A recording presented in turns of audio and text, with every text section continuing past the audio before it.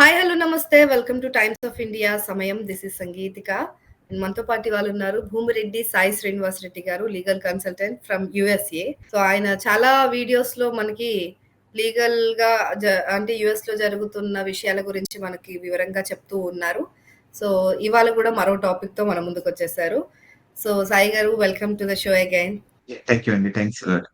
So ఎలా ఉన్నారు? So all good. చూస్తున్నాం మీరు. రైట్ అండి. సో ఏమన్నా ఈ బర్త్ రైట్ సిటిజన్షిప్ గురించి ఈ మధ్య చాలా వార్తలు వచ్చాయి.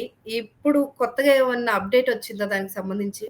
సో మన లాస్ట్ టైం మనం ఆల్రెడీ డిస్కస్ చేసుకున్నాం కదండి. సో జూలై 27, 2020 అదే జూన్ 27, 2025 లో ఆల్రెడీ సుప్రీం కోర్ట్ చాలా క్లియర్ గా చెప్పింది.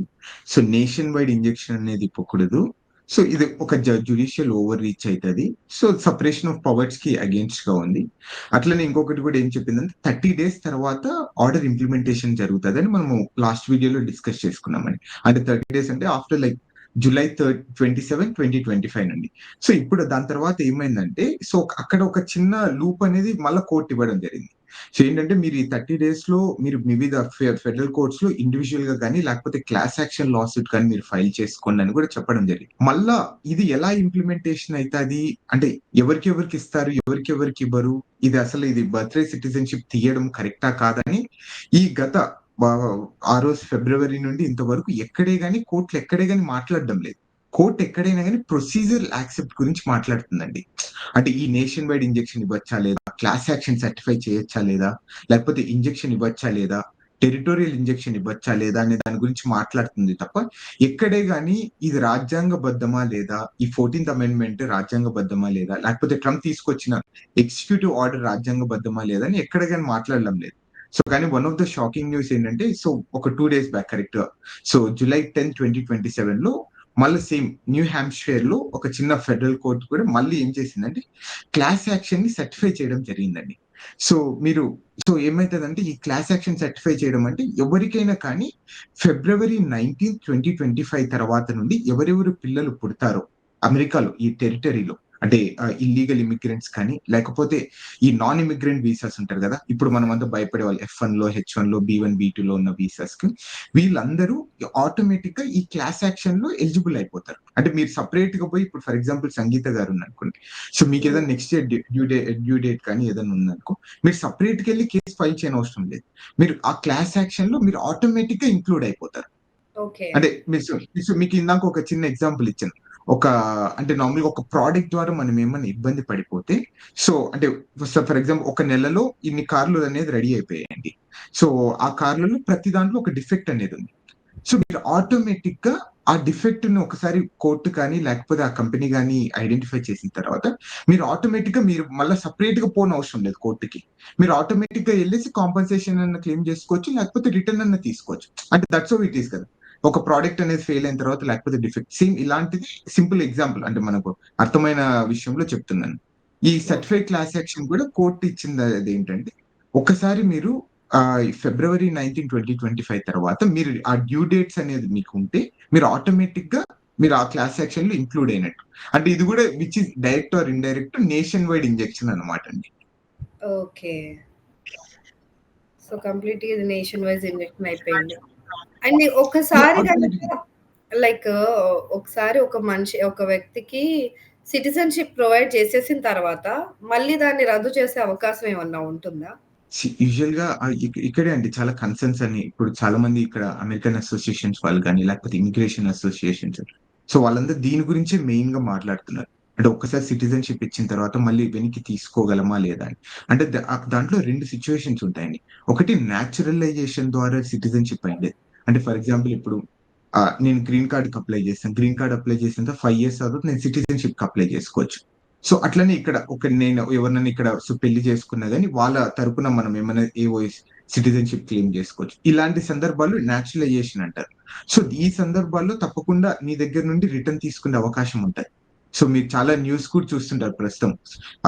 ట్రంప్ మళ్ళా కొత్తగా తీసుకొని వస్తున్నారు ఒక డీనాచురలైజేషన్ అనేది ఒకటి మళ్ళా సపరేట్ గా బిగ్ అండ్ బ్యూటిఫుల్ బిల్ లో భాగంగా డీనాచురలైజేషన్ అంటే ఇలా సిటిజన్షిప్ వచ్చిన వాళ్ళందరికీ మళ్ళీ వాళ్ళ మీద ఏదైనా ఎలిగేషన్స్ ఉంటాయండి. కొంతమంది ఇప్పుడు మనం లాస్ట్ టైం కూడా ఒకసారి ఒక వీడియోలో డిస్కస్ చేసాం అనుకుంటా. ఈ స్పామ్ మ్యారేజెస్ అని చేసుకుంటుంటారు. అంటే ఇక్కడ అవునండి. సిటిజన్షిప్ చేసుకొని ఇక్కడ సిటిజన్ కావడం. సో అలాంటివన్నీ మళ్ళీ ఎంక్వైరీ చేస్తున్నారంట అండి. సో అట్లాంటి సందర్భాల్లో తప్పకుండా సిటిజన్షిప్ అనేది వెనక్కి తీసుకుంటారు. కానీ బై బర్త్ వచ్చిండేది అంటే 14th అమెండ్మెంట్ ద్వారా అంటే లైక్ 14వ రాజ్యాంగ సవరణ ద్వారా వచ్చిండేదైతే అది ఎక్కడే గాని మన దగ్గర నుండి తీసుకునే హక్కు మాత్రం వాళ్ళకైతే లేదు అని అయితే నేను అనుకుంటున్నాను. అంటే 1954లోనే సమ్‌వేర్ ఏడో లైక్ ఒక చిన్న కేస్ కూడా ఉందండి. సో ఆ కేస్‌లో కూడా చాలా క్లియర్ గా చెప్తారు.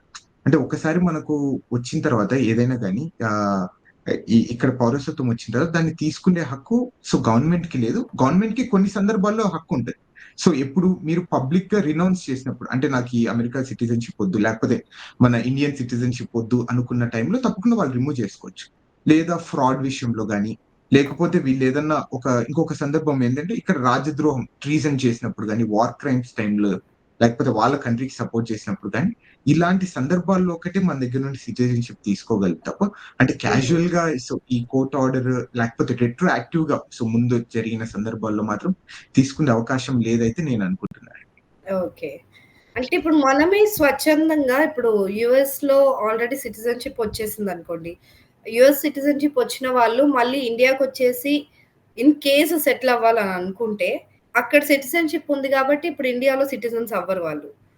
అలాంటి సందర్భాల్లో మళ్ళీ ఇండియన్ సిటిజన్ అవ్వాలనంటే అక్కడ ఆ సిటిజన్‌షిప్ రద్దు చేసుకుంటామని స్వచ్ఛందంగా వెళ్లి ఎవరైనా అప్లై చేసుకుంటే వాళ్ళు అంటే తీసేసే అవకాశం ఉంటుందా? అక్కడ రద్దు అంటే చేయాల్సిన అవసరం లేదా? కానీ తప్పకుండా రద్దు చేయాలి. అంటే మనము సో ఇండియా అనేది డ్యూయల్ సిటిజన్‌షిప్‌ని యాక్సెప్ట్ చేయదండి. సో అవును. మనకంతా సో ఒకటే పౌరసత్వం కావాలనుకుంటారు. సో కొన్ని దేశాలున్నాయి. ఇప్పుడు ఫర్ ఎగ్జాంపుల్ పాకిస్తాన్ కూడా డ్యూయల్ సిటిజన్‌షిప్ తీసుకోవచ్చు. అంటే మీరు పాకిస్తాన్ పౌరుడు కావచ్చు. అట్లనే సరి సమానంగా మళ్ళా అమెరికా పౌరుడు కావచ్చు. సో కానీ మన ఇండియా యాక్సెప్ట్ చేయదు.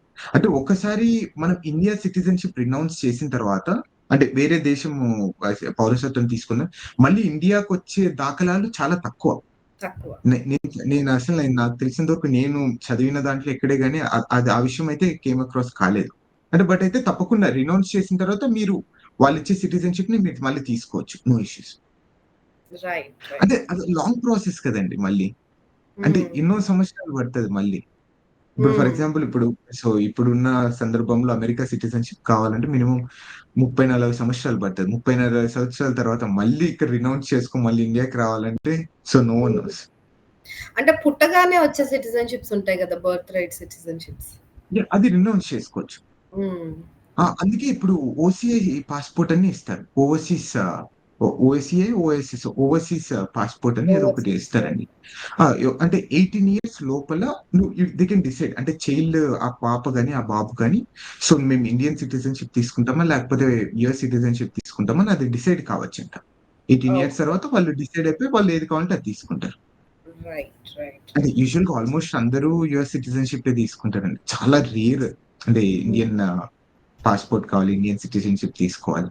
అంటే ద మెయిన్ రీజన్ ఇక్కడ బర్త్ ఇవ్వడం గూడా అదే గదండీ కారణం. ఇక్కడున్న అడ్వాంటేజ్. హ్మ్. సో చాలా నేను మంది ఒక చిన్న పేరెంట్స్ ఈవెన్ వాళ్ళు ఇండియాలో ఉంటున్నా గూడా డెలివరీ టైమ్‌కి మాత్రం యూఎస్‌కెళ్ళి అక్కడ డెలివరీ జేసుకుంటారంట. నిజమేనా అది? అంటే సిటిజన్‌షిప్ కోసం. అంటే మేబీ అంటే దీని గురించే అండి. సో మెయిన్‌గా సో ప్రెసిడెంట్ ట్రంప్ కూడా ఈ అలిగేషన్స్ అనేది చేస్తున్నారు. అంటే హ్మ్. బర్త్ టూరిజం మీరు చెప్పేది బర్త్ టూరిజం యాహ్! గురించే. Yeah! Yeah! Yeah! Due date అప్పుడు అమెరికాకొచ్చేసి ఇక్కడ సిటిజన్‌షిప్ తీసుకుంటున్నారని. అంటే దానికి మేబీ ఫర్ ఆర్గ్యుమెంట్ సేక్‌కి అది బానే ఉంది తప్ప కానీ ఎక్కడైనా అఫీషియల్ రికార్డ్స్ ప్రకారము ఎక్కడ లేవండి. అంటే ఇక్కడికొచ్చి బీ1, బీ2లో కానీ లేకపోతే అదే పనిగా వచ్చి ఇక్కడ బర్త్ తీసుకున్నారు అనేది అధికారిక లెక్కలైతే లేవు. అంటే మేబీ మనము మీ ఫ్రెండ్స్ కానీ, నా ఫ్రెండ్స్ కానీ సో ఏదైనా వినిండొచ్చు తప్ప కానీ ఎవరే గాని అక్కడ పోర్ట్ ఆఫ్ ఎంట్రీలో డిస్క్లోజ్ చేయడు అనుకుంటున్నాను నేనైతే. అంటే నా ఓకే. డ్యూ డేట్ రేపుంది లేకపోతే ఎల్లుండుంది. సో దాని వల్లనే గదండీ ఎవరికీ ఐడియా ఉండింది. ఎగ్జాక్ట్‌లీ. ఎగ్జాక్ట్‌లీ. అంటే లైక్ ఏదో 200, 300 ఏదో అధికారిక లెక్కలున్నాయి తప్ప ఎక్కడే గాని అఫీషియల్‌గా అయితే లేవండి. హ్మ్. అండ్ వన్ మోర్ థింగ్ ఒకేళ ఇది whatever it happens like birth సిటిజన్‌షిప్‌ది కొంచెం అప్ సైడ్ అండ్ డౌన్ అయితే మాత్రం ఆల్‌మోస్ట్ 2,55,000 బేబీస్ స్టేట్‌లెస్ అయిపోతారంట. అంటే without any citizenship. Hmm. Right. And అంటే మీరు గతంలో మీరొకసారి చెప్పినట్టున్నారు గదా! లైక్ పిల్లల్ని 5, 6 ఇయర్స్ ఉన్నా గూడా వాళ్ళని వదిలేసి వచ్చేస్తున్నారు. సిటిజన్‌షిప్ వాళ్ళకి రావాలక్కడ అని జెప్పి అని. అంటే ఛాన్స్ వదిలేసి ఉంది. అంటే సో వన్ ఆఫ్ ద నేను చేసిన రీసెర్చ్ దాని గురించి ఎక్కువ ఎక్స్‌టెన్షియల్‌గా చదవడం వల్ల సో కొన్ని సందర్భాల్లో చాలా దేశాలలో ప్రస్తుతం ఉన్న సిట్యుయేషన్స్ చాలా బాలేవు. అంటే అక్కడున్న సివిల్ వార్స్ నడవడం గాని, అక్కడున్న స్టేట్ స్పాన్సర్డ్ టెర్రరిజమ్స్ కానీ, లేకపోతే అసలు అంటే ఒక పూట అన్నం తినడానికి కూడా చాలా దిక్కులేని పరిస్థితుల్లో చాలా దేశాలలో ఉన్నారు వాస్తవం అది.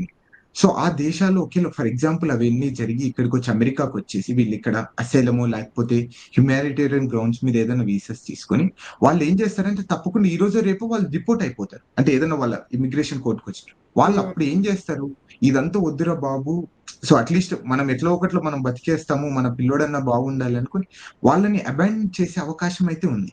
సో దాని ద్వారా అట్లాంటి సిట్యుయేషన్స్ వచ్చినప్పుడు ఏమైపోతది? సో ఈ పాపం ఆ బాబుకో, పాపకో లేకపోతే సో తల్లిదండ్రులు లేకుండా ఉండడము. సో చిన్నప్పటి నుండి ఆ పేరెంట్స్ అనేది ఆ అఫెక్షన్, లవ్ అండ్ అఫెక్షన్ లేకోకుండా బతికే అవకాశం చాలా ఉన్నాయని నేను అనుకుంటున్నాను. అంటే not with respect to India. So Indians తప్పకుండా ఇక్కడికొచ్చారంటే తప్పకుండా ఒక 40,000 లక్షలు ఖర్చు పెట్టి వచ్చింటారు కాబట్టి అలాంటి డెసిషన్స్ మన వాళ్ళైతే తీసుకోరు. So but there are many countries who is going to do this. Indians అయితే బర్త్ రైట్ సిటిజన్‌షిప్ కోసం ఏవో గాని కొన్ని సందర్భాలు అంటే గతంలో వాటిపైన సినిమాలు గూడా వచ్చాయి. అలాంటి సిట్యుయేషన్స్. లైక్ పేరెంటింగ్ విషయంలో అమెరికా చట్టాలు ఎలా ఉంటాయి? సో, అమెరికా అవును. ఒకవేళ పిల్లల్ని జాగ్రత్తగా చూసుకోవట్లేదంటే కన్న తల్లి నుంచి కూడా దూరం తీసుకెళ్ళిపోయి వాళ్ళు చైల్డ్ కేర్ సెంటర్స్‌లో పెట్టి పెంచుకుంటారు. సో, అలాంటి అవునవును. చట్టాలు ఉన్నాయని జెప్పి గూడా జూసాం మనం. అంటే పిల్లలకి అది అంత ఇంపార్టెన్స్ ఇస్తారక్కడ. ఇది చాలా ఇంపార్టెన్స్ ఇస్తారండి ఇక్కడ అసల. ఇక నేను నేను చాలా సార్లు మీకు నేను లాస్ట్ టైమ్ కూడా చెప్పాననుకుంటా. నేను ఫర్ ఎగ్జాంపుల్ ఏదన్నా గాని, ఇంట్లో గాని ఫర్ ఎగ్జాంపుల్ చిన్న పాపని గాని, బాబుని కానీ అంటే ఇండియన్ పేరెంటింగ్ స్టైల్ కంప్లీట్‌గా డిఫరెంట్. అంటే మనల్ని చిన్నప్పుడు ఒక దెబ్బేసి మనల్ని పెంచుకొని సో అంటే మనం బాగుపడాలనో, లేకపోతే మనం భయపెట్టాలనో, లేకపోతే అట్లాంటి సందర్భాల్లో మనల్ని ఒక చిన్న ఏటేస్తారు. కానీ ఇక్కడ చిన్న దెబ్బ తగిలినా మాత్రం వాళ్ళు సో 911 కాల్ చేస్తే అవర్ లైఫ్ ఈస్ డన్ అండి. సో హ్మ్. తప్పకుండా మనల్ని జైలుకన్నా తీసుకెళ్తారు. ఆ కేసన్నా ఫైల్ చేపిస్తారు. అంటే దాని తర్వాత అది అక్కడి వరకు జరిగితే నో ఇష్యూస్. అంటే ఒక చిన్న వార్నింగ్ ఇచ్చి దీని తర్వాత ఏమైతదంటే చైల్డ్‌ని ఫాస్టర్ కేర్‌కి ఇచ్చేస్తారు. అంటే వేరేది. అంటే స్టేట్ స్పాన్సర్డ్ ఫెసిలిటీస్‌లో గాని, లేకపోతే ఎవరైనా దత్తత తీసుకుంటారా వాళ్ళ అబ్జర్వేషన్స్‌లో గాని, ఇలాంటివి సందర్భాలు ఇస్తేనే మనకు చాలా బాధగా ఉంటది. రైట్. అంటే అందుకే మీరు చూసుకుంటే అసలు ఎవరైనా ఇండియన్ అంటే సో నార్మల్‌గా ఇండియన్ పేరెంట్స్ ఇక్కడికొచ్చిన తర్వాత వాళ్ళు పిల్లల్ని అసలు దబాయించరు. చాలా తక్కువ సందర్భాల్లో జరుగుతాయి. హ్మ్. Right. So, thank you so much అండి. బర్త్ రైట్ సిటిజన్‌షిప్ గురించి మంచి అప్డేట్ ఇచ్చినందుకు ధన్యవాదాలు. యాహ్! థాంక్ యూ అండి.